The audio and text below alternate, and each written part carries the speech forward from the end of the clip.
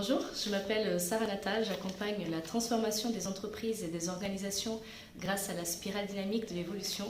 Et je voulais aujourd'hui vous partager une question autour de pourquoi la transformation de l'entreprise est-elle inévitable. Déjà, nous partons du postulat que 5 jours sur 7 de notre temps, dans un cadre classique de salariat, voire même d'entrepreneuriat, est dédié à notre vie professionnelle. Et la question inévitable se pose. Et si nous investissons ce temps de façon à maximiser l'impact positif, qu'est-ce que ça veut dire tout ça? Je vais vous partager une citation qui vous avez sûrement déjà entendu parler, mais parfois quand les choses sont tellement classiques ou banales d'être entendues et répétées, on oublie le vrai sens de ce qui est derrière cette citation. La folie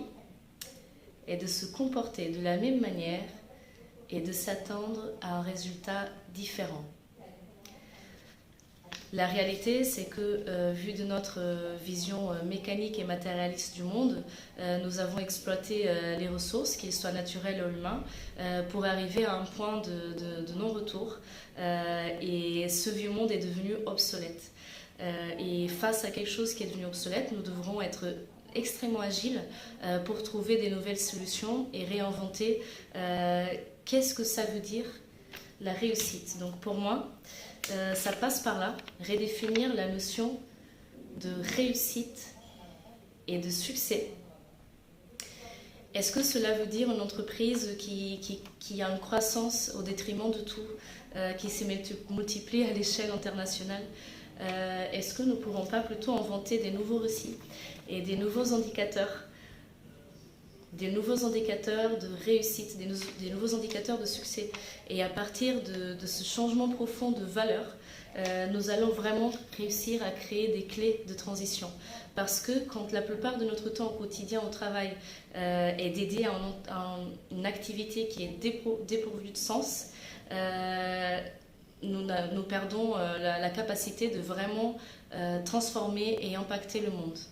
Mon feedback, c'est celui d'une conseillère de santé et je voulais vous partager le background de 10 ans de consultation, un petit avant-première puisqu'il y aura un autre webinaire de 40 minutes en entretien autour de la question du sens. Mais déjà, ce que je voulais vous partager, c'est que 80% des gens qui ont croisé mon cabinet lors de ces 10 ans, que ce soit pour des cas de burn-out, de dépression, de maladies chroniques, de type divers, le fil conducteur de tout cela était la perte de sens. Parce qu'il n'y a aucune fatigue pire pour la santé que la fatigue morale. Et quand nous perdons un peu la boussole qui nous guide à sentir que nous sommes reconnus pour notre valeur et que nos actions au quotidien servent à quelque chose et elles ont un impact vraiment réel et concret.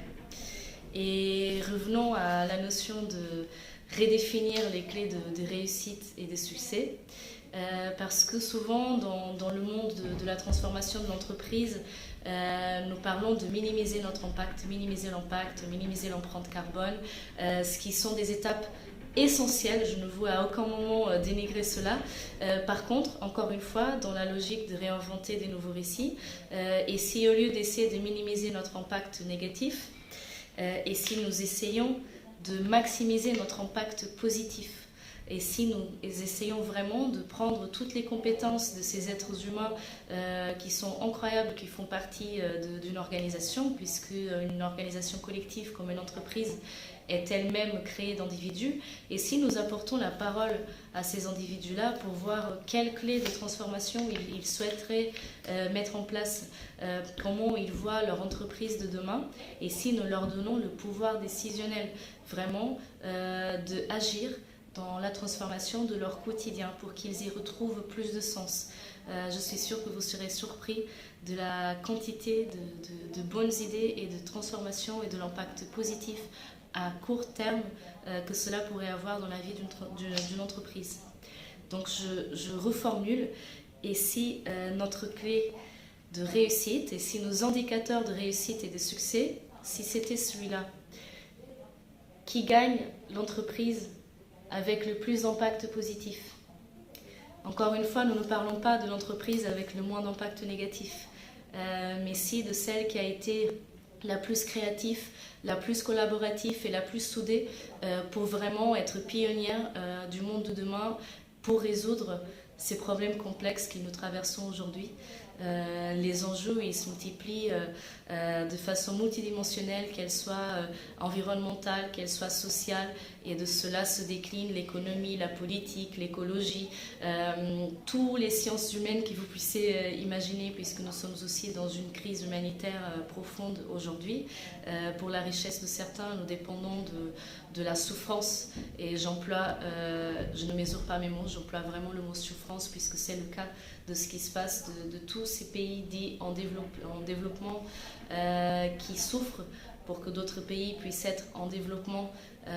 et avoir une richesse supérieure. Je ne cache pas mes propos puisque ce sont les enjeux géopolitiques actuels. Et encore une fois, nous parlons de perte de sens. Pourquoi pour pouvoir accéder à un habit, en vêtements aujourd'hui, je dois être dépendant de la précarité à l'autre côté du monde. Et encore une fois, autour de cette question de la perte de sens, ça a été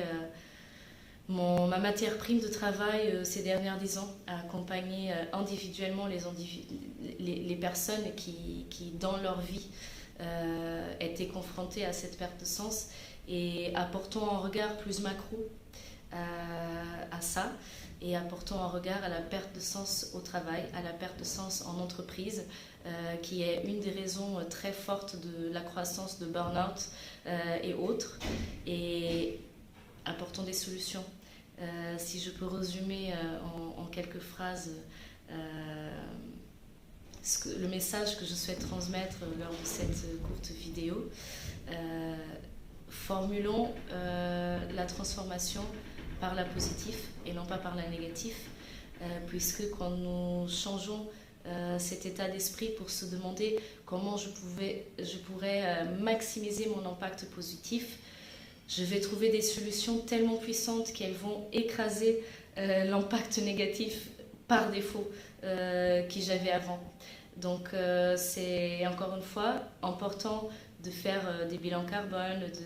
de travailler sa stratégie RSE, de prendre en considération la stratégie QVT aussi pour la qualité de vie de leurs salariés au quotidien. Mais apportons le temps, et c'est là où je pense que la transformation parfois avance lentement, puisque nous ne nous permettons pas d'avoir le temps nécessaire de s'asseoir autour d'une table et de se demander, avec les moyens humains et économiques que j'ai aujourd'hui dans mon entreprise, comment je pourrais transformer le monde, comment je pourrais maximiser mon impact positif, et encore une fois, non pas de minimiser mon impact négatif, mais vraiment d'être dans l'innovation disruptive et de réinventer les rouages de ce qui fait notre économie mondiale, de ce qui fait notre vie collective en entreprise. Je reste à votre disposition pour toute question, pour échanger autour de ce sujet, autour de la spirale dynamique également, qui nous permet d'identifier rapidement les résistances au changement pour pouvoir porter des mesures de transition qui soient vraiment claires et adaptées à votre culture d'entreprise actuelle. Et je suis absolument passionnée, et surtout à la mission de quelque chose de plus grand que moi, et qui unit beaucoup d'humains aujourd'hui, qui est cette grande mission de changer le monde. Merci de m'avoir écouté jusqu'ici, et au plaisir. Au revoir.